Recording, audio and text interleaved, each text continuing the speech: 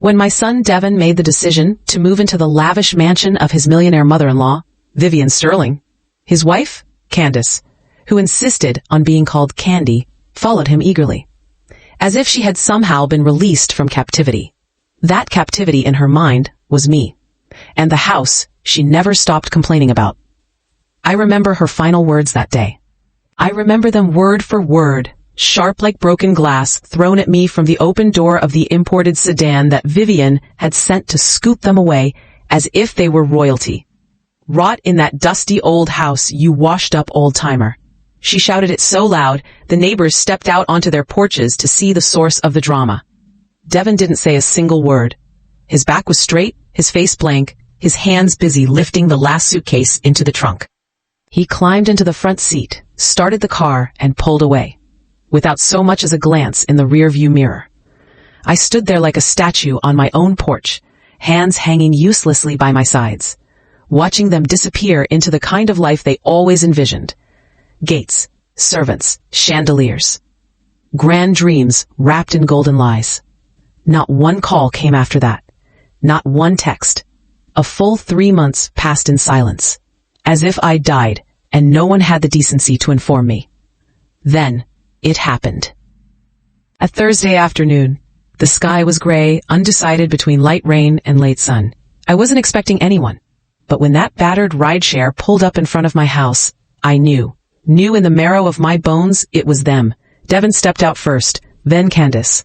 They dragged behind them those same designer suitcases they'd left with, though now the wheels clicked unevenly and the fabric showed scratches and stains. Their clothes, once crisp, Instagram perfect, now wrinkled and tired. Their eyes, tired even more than the suitcases. They stood at my door, not knocking, not calling, just standing. When I opened it, I didn't say a word. Neither did they, but their eyes pleaded. Their posture begged. So did the silence. What I did next stunned even Tony, the driver who had brought them, because they didn't know what those 3 months had done to me. They hadn't broken me. They had remade me. But to understand how we got to that frozen moment on my doorstep, you need to understand what came before the silence. Before Candace swept into our lives, a storm of perfume, ambition, and poison. My name is Eleanor. I'm 64 years old. I live in a modest 2-story home in a working-class neighborhood on the north side of Detroit. The house means everything to me. It's not just walls and rooms. It's mine, bought 30 years ago, with the last breath of love I had left. The life insurance check I received after my husband died on a construction site became this roof over our heads. Devin was just 8. He had barely started reading books when the man who was supposed to teach him how to shave never came home again. All I had then was my child, some insurance money, and a world that was deaf to my grief. So I survived. I worked as an administrative assistant in an accounting firm for 25 long years. It wasn't glamorous. It didn't pay much. But it placed food on the table, clothes on Devin's back, and textbooks in his backpack. I raised that boy alone. I taught him prayers, made every school project with him. I fixed broken zippers, bandaged scraped knees, coached him through heartbreak, and paid attention. Every birthday, every report card. He never lacked anything, except maybe a father. But I tried, every single day, to be both. I worked double shifts, skipped vacations. Frugality was my religion.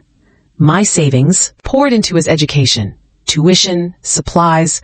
I even helped with transportation when he moved to college to study engineering. I always imagined he'd make it. He did. He became a professional. He got a good job.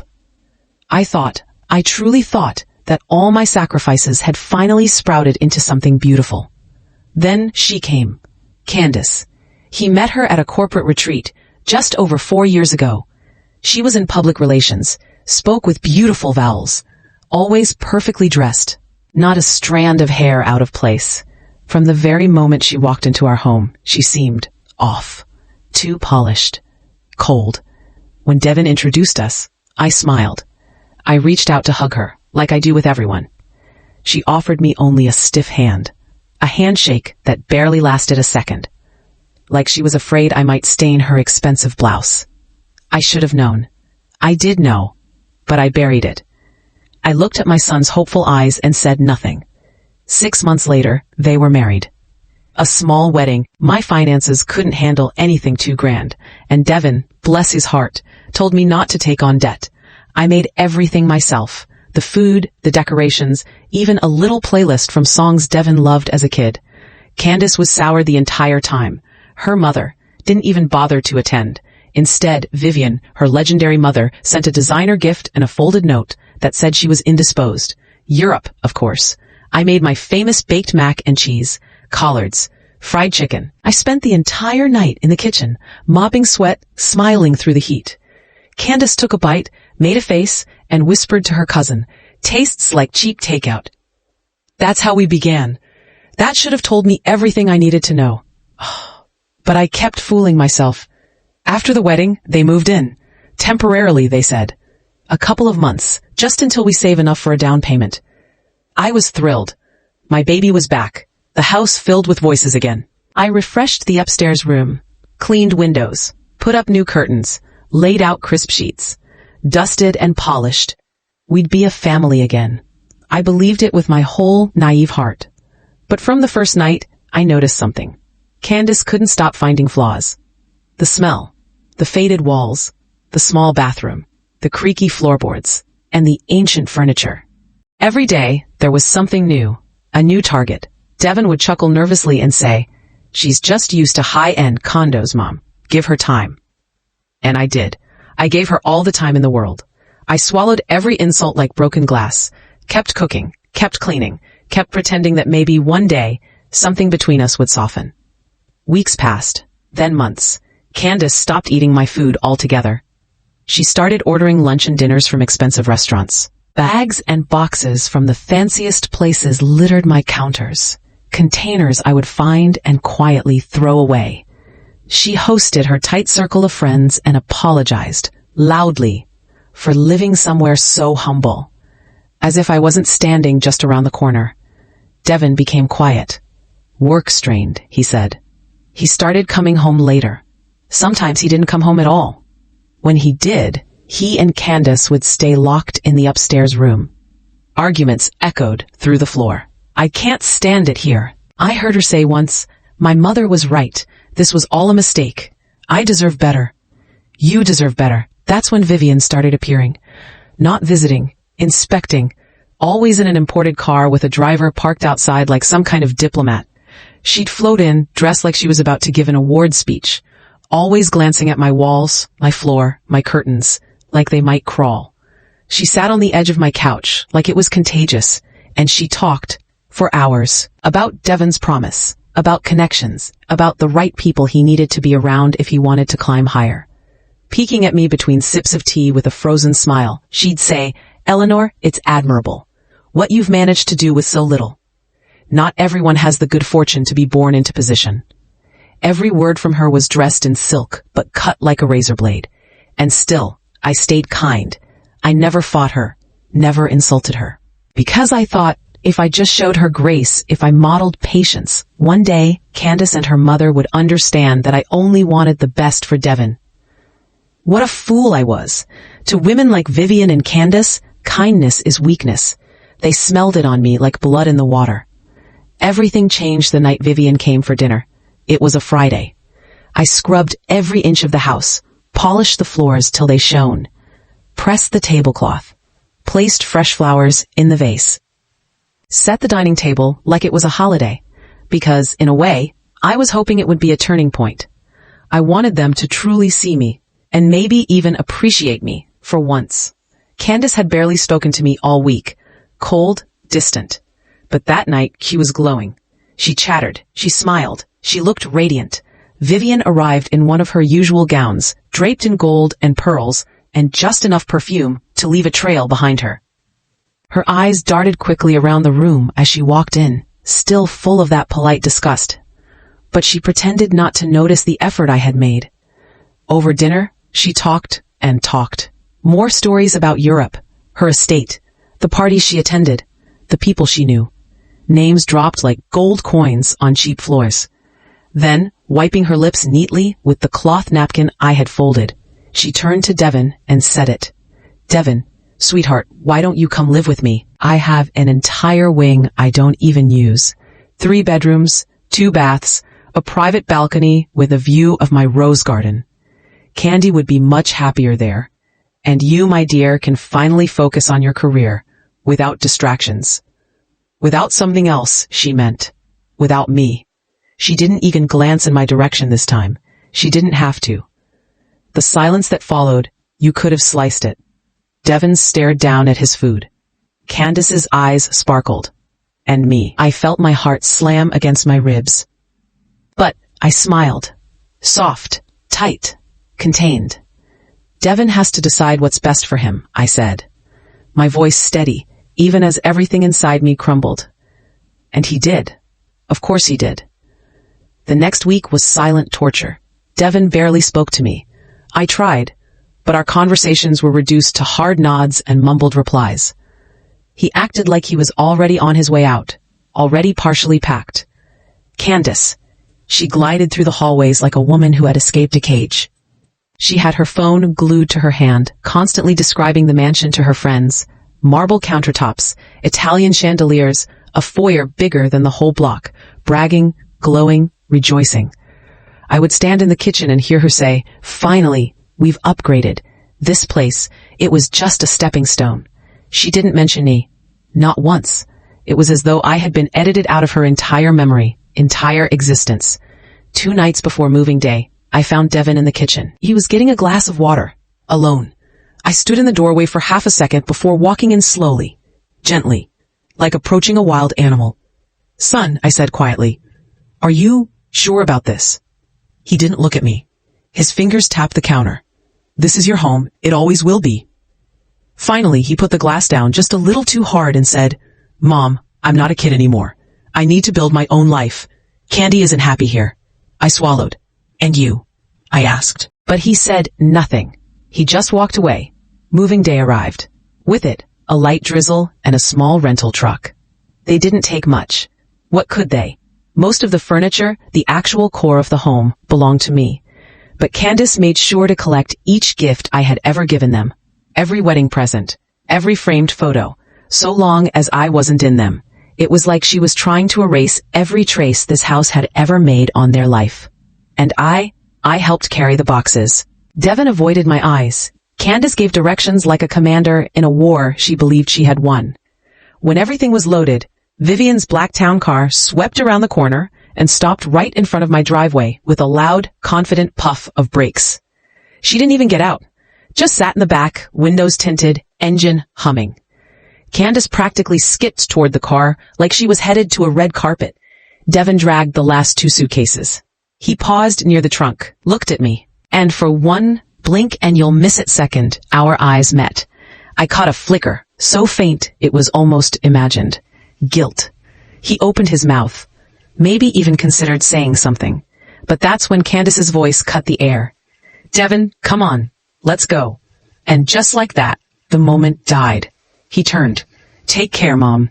That was all. Devon, wait. But he was walking. Fast. The car window rolled down. Candace leaned her head out, still smiling, still wearing that permanent look of someone who thinks they've won. And then she said it. That final nail in the coffin. "Rot in that dusty old house, you washed-up old-timer. We're gonna live right now. Not like rats in this filthy pit." It echoed, not just through my bones, but across the entire block. Doors opened. Mrs. Carol Jenkins from next door. Mr. Powell from across the street. Everyone heard. Everyone saw. Devon didn't defend me. He didn't flinch. He simply got into the car. Didn't look back. Didn't wave. Didn't breathe. Vivian's driver pulled away. So smoothly. So permanently. I stood there, soaked by the drizzle. Bathed in silence. Staring at the road like if I stared hard enough, maybe the world would rewind. Maybe I'd hear different words. Maybe he'd turn back. Maybe something, anything, would feel less final. But nothing changed. Nothing moved, except the tears I had held on to for too long. Mrs. Jenkins crossed the lawn with an umbrella. She held me. "Oh, Eleanor, that woman is evil. And your son. Shame on him. Shame." I didn't say a word. I didn't want comfort. I didn't want apologies. I didn't even want to be held. I just wanted to be invisible. So I turned, walked back into the quiet, closed the door behind me, and I cried. For hours. By nightfall, the sun had vanished, and so had any belief I had in being needed. I cried for my son, my sacrifices, every late shift, every meal, every birthday, every dollar, every tear. I cried for the betrayal. I cried for what had been seen, for what had not been said, and for the feeling that I had simply ceased to matter. The silence in the house after Devon and Candace left wasn't just emotional, it was physical. Their shoes no longer sat crooked on the welcome mat. Her perfume didn't cling to the vacuumed air. His keys didn't rattle each night as he came home late. It was as though the house had exhaled, but it was also haunting. Days passed, then weeks. At first, I checked my phone constantly. I left it charged by the window, stared at it in the moonlight, hoping it would light up with a message, a missed call, anything. But nothing came. They had vanished. As if I had never raised him. As if the woman who cooked his meals, saved for his schooling, told him bedtime stories on impossible nights, had died. Stillness turned to sorrow. Sorrow turned to shame. The neighbors said nothing. But their silence carried its own weight. Mrs. Jenkins would look at me with soft eyes when I stepped onto the porch. One morning she brought over a casserole and said gently, "You're stronger than most women I know, Eleanor." But I didn't feel strong. One night while sitting up in bed, long past midnight, I heard something outside, muffled laughs, a hiss, and then footsteps running off. Curious, I peeked through the curtains. Spray cans. Teenagers. Too quick for me to catch them. And next morning, I stepped outside to find ugly red block letters across my wall. The abandoned woman's house. It took 3 hours and 2 full buckets of soapy water to wash it off. Mrs. Jenkins offered to help, but I declined. I scrubbed harder. With each motion, I felt something inside me shift. Not break this time, but harden. So far, I had viewed my pain as something to be ashamed of. But now, I was angry, and fueled by something entirely new. That night, I didn't cry. For the first time in that lonely, silent house, I planned. I walked room to room with a worn-out notebook and stared hard at my own life. Candace was right about one thing. The house did need work. The walls were dull. The garden was withered. The bathroom leaked. The curtains were tired. The furniture sagged from too many years and not enough care. But not because I was lazy. It was because every penny, every ounce of energy in my body had gone into Devon's survival. I had lived so long for others that I'd forgotten how to live for me. So I made a list. Fix the faucet, paint the walls, rebuild the garden, replace curtains, get new light for the hallway, donate the broken stuff. By the next morning, I had made up my mind. I pulled out what was left of my savings, about $3,000. It wasn't much, but it was all mine, and it was enough. This wasn't about luxury. This was about dignity. So I went to the hardware store. I picked colors. Warm cream for the living room. Yellow for my bedroom, my sanctuary. A light green for the kitchen. When I stood in the paint aisle, I felt something in me bloom. A young man, early 20s at most, approached and offered help. His name tag read, Marcus Reed. "Ma'am, are you going to do this entire haul by yourself?" he asked kindly, looking at the stack of paint and supplies I had picked out. "Yes, I am," I said. And for the first time in weeks, I smiled. That same afternoon, I began. Alone. I slept very little that night. I was covered in paint. My hands were sore, my neck stiff. I had stained a curtain and dropped a brush that bounced paint onto the floor. But it didn't matter, because with every stroke of that roller, I felt like I was touching the past and repainting my pain. I was healing, with color, with movement, with something finally, for me. For 2 full weeks, I turned my pain into productivity. My body complained, my back throbbed, my knees crackled like twigs. But every day, I got up and did it again. Mrs. Jenkins would appear now and then with iced tea and concern. "You're going to wear yourself down, Eleanor. Let someone help. Marcus, that young man is sweet. Thanks, Carol, but I need to feel my own hands on these walls, I always replied. And I meant it. This wasn't just a home project. It was reclamation.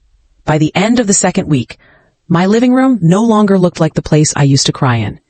It looked safe, peaceful, fresh. For the first time in months, I felt pride. But pride and peace were soon interrupted, because then, after 3 months of absolute silence, my phone rang. The screen showed unknown number. My thumb hovered for a moment. I considered ignoring it, but something made me swipe.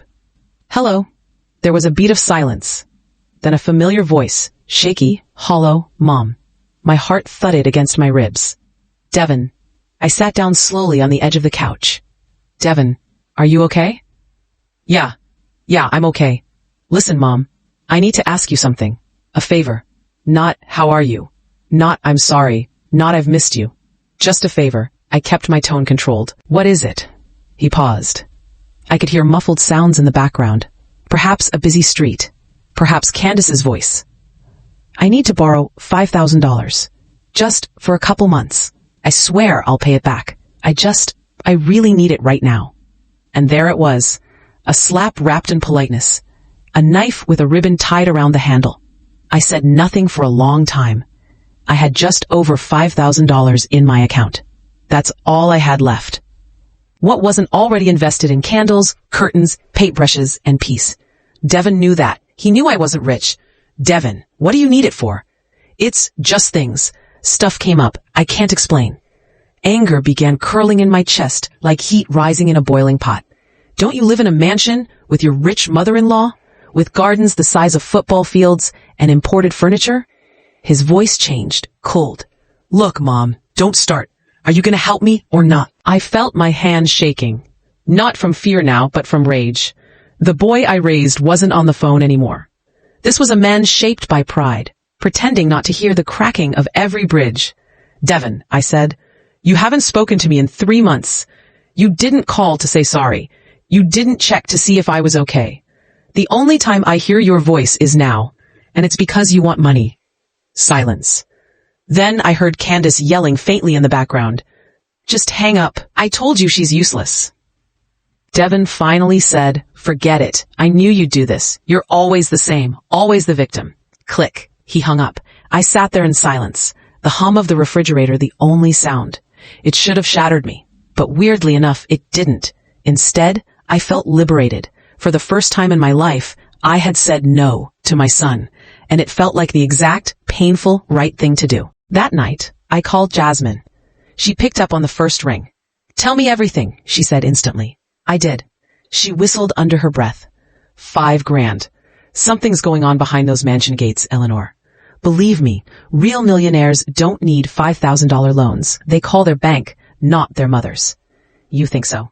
I know so. Let me do some digging. I have friends, and I don't trust that Vivian woman as far as I can throw her evening gown. I wanted to protest. Part of me still didn't want to believe it. Still wanted to detach. Forget. But another voice inside whispered, find out. Protect yourself. A week later, Jasmine called again. Her voice sounded different this time. Heavy. Weak old thunder. Ellie, we need to talk. Good news or bad? Let's meet. Face to face. Jasmine kept her word. The next morning, we met at her office. Her law firm had moved into a sleek, modern building downtown. Marble floors, glass walls, leather chairs that whispered wealth. The receptionist greeted me like she'd known me forever and escorted me straight to Jasmine's corner office. She was waiting with a folder. Not thick, but dense in energy. The kind of folder that carried the truth. The moment I sat down, she pulled it open. Vivian Sterling, she began, her eyes hard, her tone colder than I'd ever heard. Your daughter-in-law's mother and Queen of Illusions is not who she pretends to be. I blinked slowly. This mansion she flaunts, Jasmine continued, isn't hers. She's been renting it. Heavily. Expensively. Worse. She's behind on payments, Eleanor. I leaned forward. What about her business? Jasmine shook her head slowly. A shell. Barely functioning. According to my contacts, the so-called import business she brags about isn't bringing in anything. It's all smokes and mirrors. False clients, unpaid taxes. She's in debt so deep, she could drown standing up. I wanted to interrupt, but I knew there was more. And that's not all, she said. Vivian has been charging your son and Candace not just rent, but inflated rent. $2,000 a month. I nearly gasped. She made them pay for the privilege of living in that estate, for their own bedroom and food, even utilities. Every light switch they flipped. Every glass of water, they were billed. She was bleeding them dry, Eleanor. My hands tightened on the edge of the leather seat. She told them, and I have this from one of my private sources, that this was an investment in their network, that rubbing shoulders with her elite circle would launch Devon's career. I couldn't help myself. What career? They were living like house help. Jasmine nodded. They were. And when they couldn't pay any more, she kicked them out, took their access cards, confiscated their devices, left them with nothing but the clothes in their suitcases.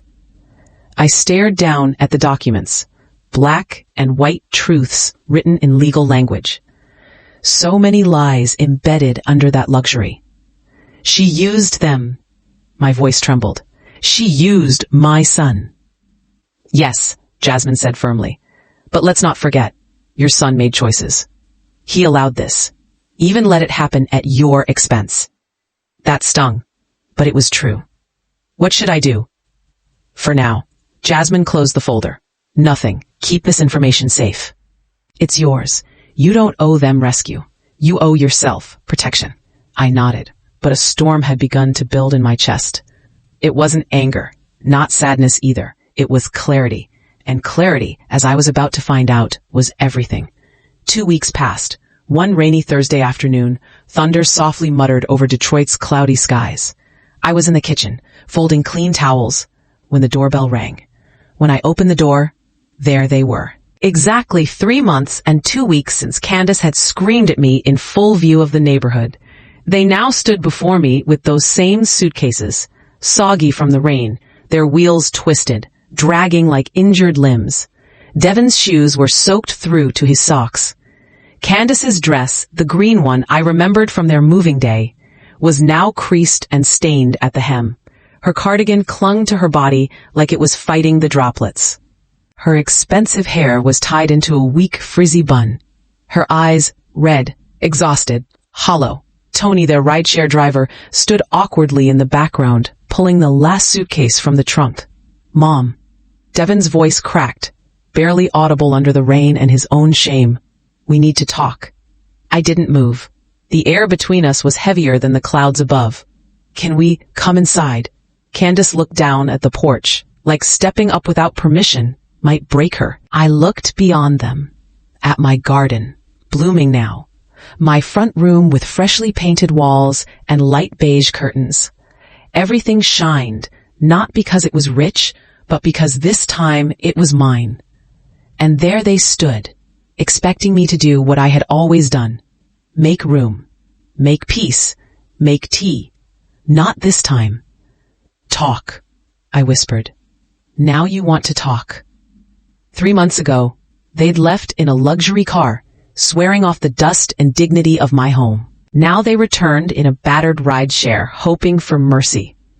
3 months ago, I said slowly, evenly, you told me to rot in this dusty old house. Remember that, Candace? She flinched. Her mouth opened, but no words came. Devon glanced at her, then looked away.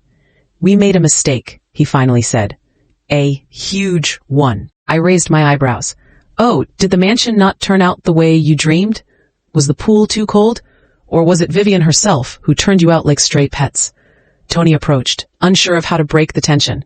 Ma'am, he muttered, that'll be $120 for the fare.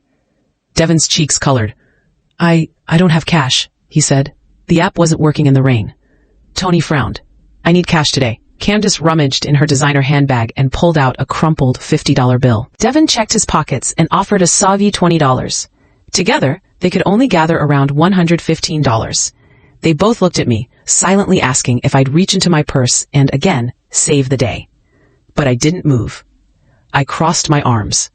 I didn't order this cab, Tony, I said calmly. Not my fare. Tony sighed. I'll take it. But if I don't get the rest in 2 days, I've got to report it. And he drove off. Devin lifted one of the worn suitcases. His hand trembled. "Please, Mom. We're soaked." "No," I said. He blinked, as if he hadn't processed the word. I repeated louder this time. "No." Candace gasped softly. "Eleanor, please, we have nowhere to go." "Where's Vivian?" I asked coldly. "She threw us out," she whispered. "With nothing. We've been in motels. 4 days. We're down to the last dollars." "Just one night." I stared into her tired face. "One night," I repeated. "Like when you temporarily moved into my house for 3 months and stayed 2 years. Candace collapsed onto the first step, sobbing. "You need me now. But when you had money and the mansion and your mother's fake fortune, you deleted me from your life." Devin stepped forward. "I'm your son. You really want me on the street?" I looked into his eyes, once bright, now dull. "You put yourself there, Devin. You chose wealth over your own mother. You kept silent while your wife tore me down. The only time you called was when you needed money. Forgiveness. That's not how this works." He opened his mouth. Words fell out, rapid and desperate. "Fine. We made a mistake. We were manipulated. Vivian convinced us she'd support us. But she used us, took our money, made us do chores, billed us for everything. And when we couldn't pay anymore, she threw us out. She kept our things, Mom, our phones, our cards, like she was punishing us." He looked broken. "She made us homeless over rent we paid. Rent we thought was a future."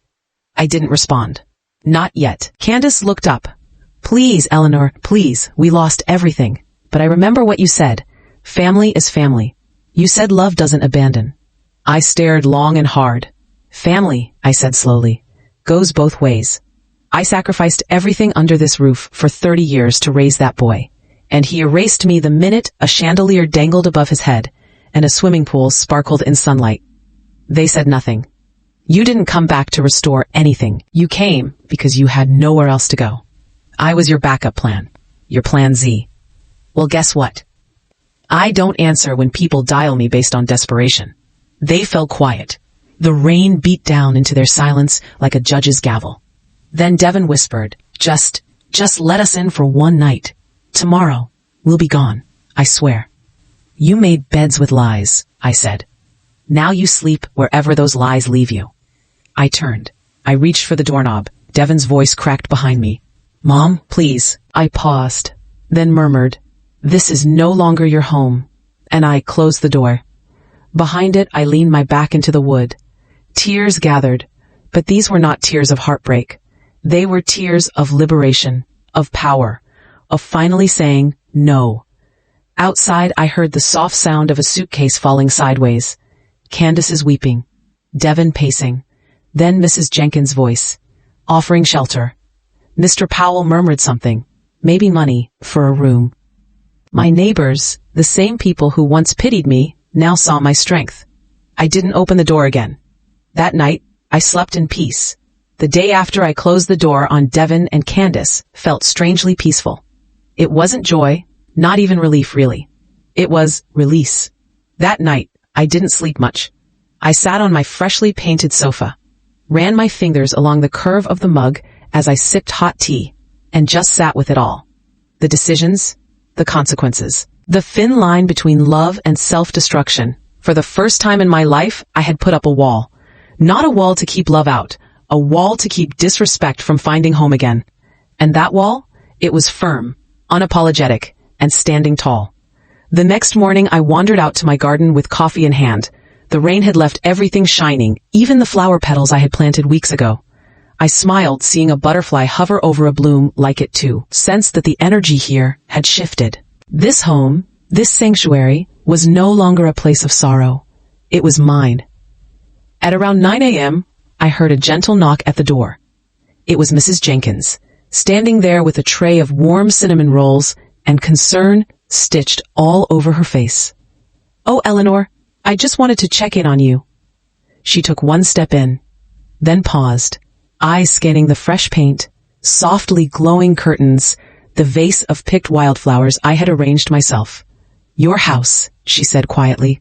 "It looks like love lives here now." I offered her coffee. We sat in the kitchen like the old friends we used to be, and then she told me. She'd driven Devin and Candace to the old community church shelter. Pastor Michael gave them a small room. One cot, one light, just enough space for them to think. I don't know what happened after that, she said. But they cried the whole ride. I inhaled deeply, not in triumph, more like tight empathy. And, you came to tell me I was too hard on them. She shook her head. No, dear, quite the opposite. I came to say, I'm proud of you. Tears pricked the side of my vision. You did what we all say we would do, but never can. You stood up. You finally chose yourself. And just like that, I exhaled something I didn't know I was still carrying. Carrying the fear of judgment. Carrying the fear of being called heartless. Carrying the confusion of being a mother who had to choose boundaries over breadth. Later that afternoon, I sat down in my newly redecorated living room, the air still sweet with the scent of paint and freshly vacuumed rugs. I stood in the middle of the hardwood floor and actually smiled just to myself. And out loud I whispered, I've healed something. A few days later, I heard a knock I didn't expect. Gentle, rhythmic, respectful. It was Marcus, the kind young hardware store employee who had helped me load paint a few months back. He stood there shyly with a basic cardboard box in his hands. Hi, Mrs. Eleanor. I hope it's not weird I came unannounced. I smiled warmly. Come on in. What brings you here? Well, my grandmother's cat had kittens a couple of months back. They're finally weaned. And I thought, well, he opened the box, revealing the softest gray kitten I'd ever seen. Green eyes like curious jewels. She blinked slowly at me, then let out the sweetest little meow. Marcus cleared his throat nervously. I just thought, this house feels real cozy now. And maybe it could use a little company. For a beat, the house paused with me. Then I reached for the kitten gently. She almost melted into my chest, purring as if we'd known each other for lifetimes. I'll call her Luna. From that day on, Luna became my best companion. She followed me like a shadow, curled on my lap whenever I sat still, waited outside my door when I bathed, and meowed judgment when I burnt toast. Mrs. Jenkins loved her. Even Mr. Powell, the serious one from across the street, came over once with leftover tuna, only fit for royalty, he said. The house was alive with new sound, little paws, little purrs, 1,000 tiny heartbeats, all wrapped in forgiveness I had from myself. And then, life surprised me again. I bumped into Vivian Sterling. At all the places, the pet store. She was wearing an oversized coat, oversized glasses, but couldn't hide. Her designer bag was wrinkled, her heels responsible but dull, and most shockingly, that manicured hair wasn't quite holding anymore. She nearly dropped her purse when our carts collided. Eleanor, she said, almost breathless. Vivian, I returned flat as stone. She looked down at my cart. Cat food, litter, a fuzzy gray toy mouse.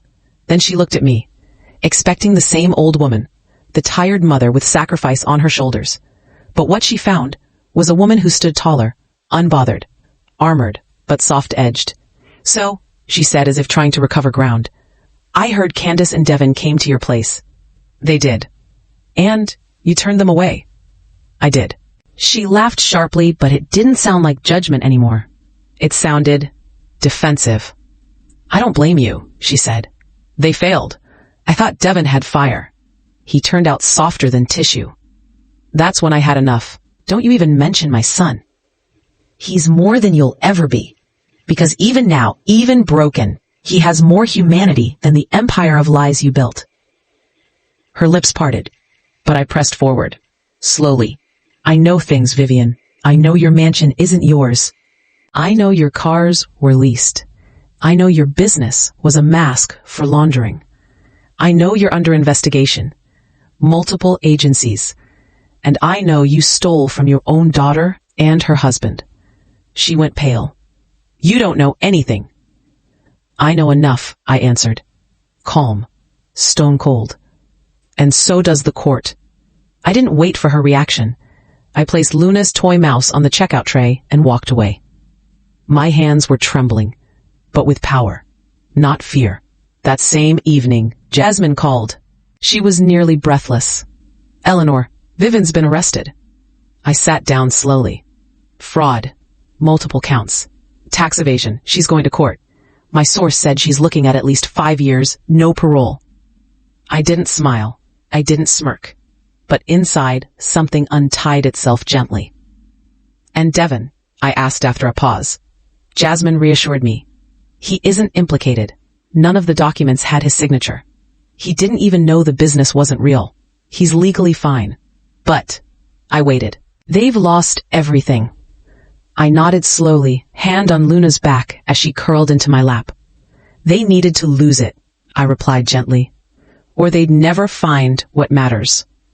Life steadied after that. I had lunch with Mrs. Jenkins in the garden. I painted a quote on the kitchen wall. Luna grew, stretched, padded through every corner like she owned the place. And sunlight, real, hopeful sunlight, actually touched the floor and stayed a while. November passed with ease. Calm, quiet, healing, with a rhythm that matched my new self. My routine became something I cherished. I would wake up early, still in my robe, pad across the warm wood with Luna weaving between my feet. I'd brew some coffee and take it to the garden while the world was still hushed. Sundays were for park visits with Ruth. Thursdays for dance class with the other women. We'd twist and sway, laugh loudly when we messed up the steps, and clap for each other like children in a school recital. Our conversations shifted from heartbreaks to recipes, from betrayal to begonias. My world no longer revolved around pain. It rotated gently on peace. I had started adding color to the home, not just with paint, but life. I hung art pieces I found in local thrift stores. I bought fresh flowers every week. I placed plants in corners I used to ignore. Every corner began to tell my story, not just Devon's mother's story. It wasn't just a house anymore. It was an expression of who I had become. One morning in early December, while I was feeding Luna, I noticed something fluttering in the wind by the door. An envelope, not mailed, just stuck under a rock by the welcome mat. My name written on the front in Devon's handwriting, that familiar slant I could recognize even on a moving train going 100 miles an hour. Hands slightly shaking, I carried it inside. I didn't open it right away. I placed it on the table, walked around it, watched the kettle boil, took a slow breath. When I finally opened it, I found a letter so carefully written, it hurt. "Mom, I know you don't want to talk to me. And if I were you, I wouldn't want to talk to me either. I've carried more shame in these past months than I thought was possible. But I wanted to tell you something. I'm no longer delivering food on a bicycle. I found a job at a small engineering firm. It's not glamorous. It pays just enough. But for the first time in a long while, I feel like I'm doing something honest again." Candace and I moved into a small basement apartment. It leaks. The stove has only one working burner. The floor creaks when we walk. But it's quiet, calm, ours. I think about you every day, about your hands, about everything they held for me. I see now what you gave to me, and how I threw it away thinking I was aiming higher. If you ever want to see me again, I will never make you regret it. If not, please just know I love you. Always, your son Devon. I folded the letter carefully and placed it in a drawer next to the others, receipts from his slow repentance. No tears came this time, only quiet acknowledgement. It was like watching a stubborn plant finally begin to grow. I wasn't ready to do anything about it, not yet, but I wasn't throwing it away either. Some parts of us heal, not because they've been stitched, but because they've been rested. As December turned to January, the neighborhood began glowing with holiday lights. Instead of feeling the ache of memories, I felt light. I didn't need a tree. I didn't need a dinner of 15 courses. I had a home that was safe, a kitten who adored me, a new community who chose me, not out of blood, but out of care. On New Year's Eve, Ruth hosted a small celebration. We clinked glasses filled with sparkling cider, shared resolutions, and laughed over frozen store-bought cake. I made my own little resolution. I'm done blaming myself for the lessons others had to learn on their own. A few days into the new year, someone else knocked. But this knock was different. Not hesitant, not loud. Just still. I opened the door and found Devon and Candace once again standing at the fence. But this time, they didn't cross it. They didn't even ask. They just stood. Devon held a large file folder. We brought some paperwork, he said. Legal stuff. From a real law office. I stepped closer but didn't open the gate. Candace, standing beside him, held a small envelope in her cold hands. Her hair, still tied simply in a bun. Her dress, second-hand but clean. Her hands didn't tremble. They were firm. Devin held out the folder. It's all the property papers. Everything about your home is fully your name. It already was. But now there's a legal waiver from me, signed and notarized. I can't touch it. Ever. Not if I wanted to. And I never will. You don't have to worry. You'll never be cheated, not even in mistake. My fingers touched the folder hesitantly. There was truth in it.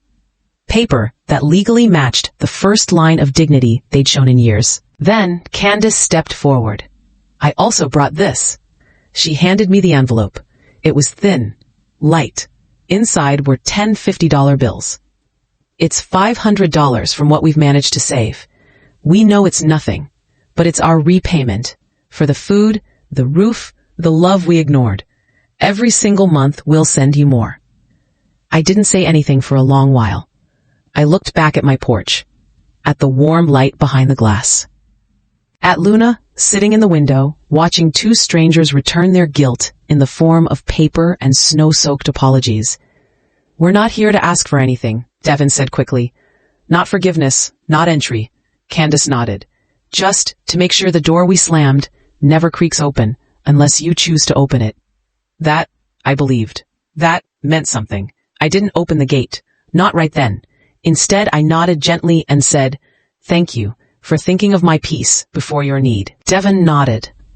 Candace's shoulders dropped, not in defeat, but some kind of strange closure. They didn't wait for anything more. They turned, walked back to their car, not fast, not slow, just steady. It wasn't a walk of shame anymore. It was what surrender looked like. Not in weakness, but acknowledgement. This time, they didn't beg, and I didn't bend. But something felt different. Something shifted. The next few days, I thought about them often, not with anger, not with longing. Just questions. Had they changed? Could they? Did they even deserve the chance to show me? I didn't rush to answer. Instead, I cleaned the crystal teacups, washed the good plates, lit candles after dinner, and let Luna chase her own spinning shadow by the curtains. But I did place the $500 envelope they gave me into the drawer beside Devin's letter. Carefully, next to the others. A record of work, a paper trail of effort. At the next Thursday dance class, Ruth saw something in my eyes. You look like someone who saw a ghost and invited it for tea. I smiled. Maybe I'll serve dinner soon, I answered. She raised her brow and squeezed my hand. I set the table carefully that Sunday. Nothing special. But it was enough. Chicken stew, fresh cornbread, my mother's old recipe for peach pie. I added touches where I could. Folded napkins, soft jazz in the background. Just enough warmth to dull the echo of what happened here before. At 2 p.m. on the dot, they arrived. Candace was wearing a deep blue sweater and black jeans. Simple. Honest. Her hair tied back. No makeup. A soft scarf. She looked human. Devin wore a white button-down. His hair trimmed. Shoes clean, but not expensive. They knocked. I opened the door. I didn't say come in. I said calmly, then stepped aside. But I didn't say don't either. They smiled faintly and stepped in. The meal was quiet at first. It wasn't awkward, but it was delicate, like setting down fine china with wet hands. Devin told me about his job, where they're letting him help draft real engineering reports, how his manager is someone who reminds him of me, firm but kind. Candace shared she'd been cleaning homes, not just for money, but to learn humility. She said it without giggle or apology, flat, honest. Some days, she said, I scrub sinks that look exactly like yours, the way it used to be. And then she added, I judged what I didn't understand. I didn't cry. Maybe I should have. But it was better than crying. It was peace. There was no dramatic I love you moment. No tear-soaked apology from across the table. There was just shared silence, and acknowledged damage, and mutual patience, and that was far more healing than any grand gesture. When they left, Devin turned on the porch, nervous. Would it be okay if I sent a photo next month of something I cook for Candace? From your recipes. I smiled softly. I'll keep it next to the envelope. His face lit up like a boy again. Candace said nothing, but her eyes were shiny. She gave me a long look, a little nod, the same kind a child gives a teacher on the last day of school. 2 weeks passed, then came another envelope. $100 more. A photo of Devin holding a plate of baked mac and cheese. He'd added a sticky note. Still not as good as yours. But she smiled anyway. Thank you for giving us the recipes, and the chance to try again. I placed it in the drawer. The collection was growing. March arrived with sunlight and soft winds. My garden began blooming early that year. The flowers seemed to punch through soil, like they too were tired of beneath. Ken, Mr. Powell's nephew, asked me out again, this time for an evening walk by the riverside. He brought thermoses of ginger tea and stood beside me while I talked about Luna's growing obsession with moths. He didn't flirt. He didn't push. He just stood, listened, and in a world where presence is often louder than promises, that felt like therapy. Mae crept in with perfect grace. Ruth organized a garden brunch. Not at her house, not at the church lounge. At your place, she insisted. You've earned the joy. 8 women from the dance group came. They brought dishes from their own pasts, potato salad, fried yams, peanut butter pie, and those little triangle cucumber sandwiches that never have enough filling, but are made with so much love, nobody minds. We danced barefoot on the lawn, laughed over old photos, swapped stories that hadn't been told in decades, and toasted to second lives over plastic cups with lemonade. At sunset, I watched them all leave, waving from their cars. I stood in my garden, barefoot, arms folded. Luna leapt across the grass behind me, chasing a shadow. Then I heard the gate. A pause. A hesitation. Devin. Alone. Candace wasn't there this time. He stood just inside the gate, not stepping further, as if respecting invisible borders I had laid out in chalk. I saw the lights, he said. Didn't mean to bother you. You're not bothering me, I replied, arms still folded. Not cold. Just still. He looked down at the grass. I saw you in the garden last week, dancing. I chuckled. My knees didn't enjoy it the next day. He stepped one step closer. Mom, I know you said you weren't ready to forgive us. Still true, I interrupted, but gently. He nodded, swallowing. I'm not asking for that, not anymore. But I wanted you to know, I'm okay with how you feel. I spent too long expecting your arms to always stay open, no matter what harm I caused. Now I just want to show you that I get it, that I've changed, not with a speech, not with this stroll, but with years. If that's what it takes, then I'll show up for those years. That was the best thing he'd ever said to me. I didn't say it out loud, but I thought it. I unlatched the gate. Come inside, for a moment, just tea, no bargains. He nodded and stepped in.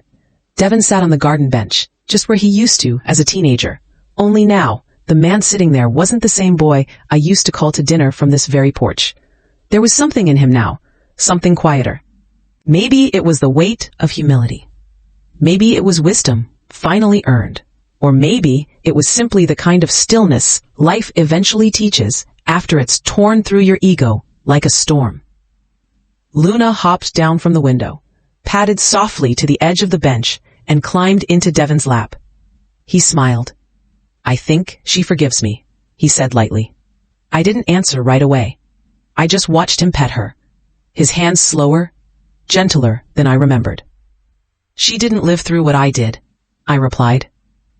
I know, he said quietly. But I'm learning. I swear to you, I'm learning. We sat in shared silence for a while. The kind that wasn't awkward, just honest.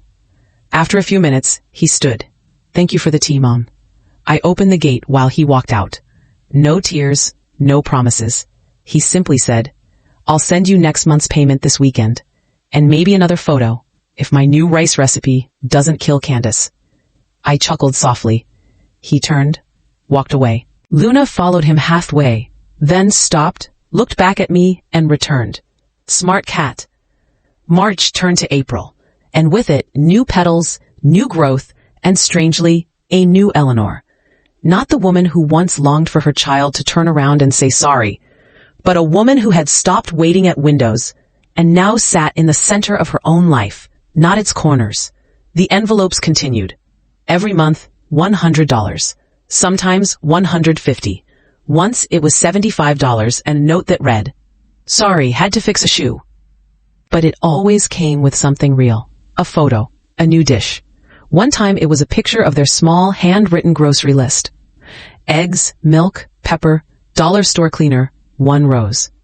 That last one made me pause, because I remember Devin used to bring me a rose every Mother's Day, when he was 5, 6, and still small enough to think of love as something you physically carry.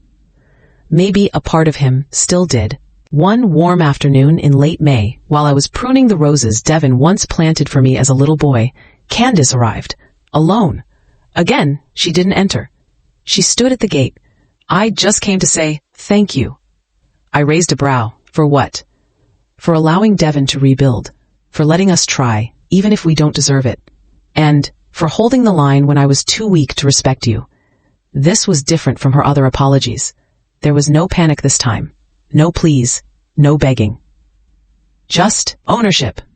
"And thank you," she said again, "for not letting me destroy someone beautiful, just because I couldn't recognize it when I saw it." She quietly placed a potted peony by the gate, pink petals already fluttering in the breeze. June brought birthday cards from Devin. No gifts, just words. Genuine ones. And I smiled reading them by the window. "I'm not here to replace what I broke," one line read. "I'm here to show up for the pieces." By July, they'd saved enough to move into a bigger apartment, one with a real kitchen and a window that had its own flower box. They sent a photo. Candace stood by the sill, holding the kitten they had adopted. She named him Pepper, Devin wrote. And yes, Luna now has a cousin. On a golden evening in the middle of August, Ruth came over with 2 plastic mugs filled with lemonade. We sat on the patio, toes bare, watching Luna leaf hunt. She looked at me, then nodded silently toward the living room window, where the moon's glow reflected on the wall I had painted months ago. "You're not just healed," she said. "You're glowing." I didn't respond, because it wasn't about being fixed anymore. It was about knowing I didn't need to be. That Sunday, as the sun dipped lower into the horizon and bathed the sky in every shade of warmth, I sat again in my chair in the garden, pen in my hand, a half-written letter to myself. A habit Jasmine encouraged me to try. The last line I wrote before my hand slowed was this: "Forgiveness is not the unlocking of the door. It is handing someone the tools to rebuild the house outside the gate. Whether they finish building or not isn't mine to carry." Luna jumped onto my lap at that moment, as if underlining the sentence. I looked up, saw the stars peeking through the night. Some were faint, some hadn't returned yet, but the ones that did, they stayed. That night, I didn't check my phone. Not out of anger, out of peace, because if another envelope came, I would open it slowly, with calm, not hope. If it didn't, I would still be whole, because this home, this beautiful, strong, soulful home, was finally mine, and not just the address. Every corner, every step, every fiercely earned wall. Final closing words. My name is Eleanor Thorne. I am 64 years old, and this is not the story of a mother rejected. This is the story of a woman reborn. Not for her child, not for validation, not because of forgiveness, but for herself, for her peace, for her future. And I've never lived more fully than right now. Did this story touch your heart? Which city are you watching from? Tell me in the comments. I love meeting you all. You want to support more life stories like this one? You can send a super thanks. It helps so much and keeps these stories alive. 2 of my most powerful stories are on screen now. I know you'll connect with them too. Don't forget to subscribe for more. See you in the next life story, with love and with respect.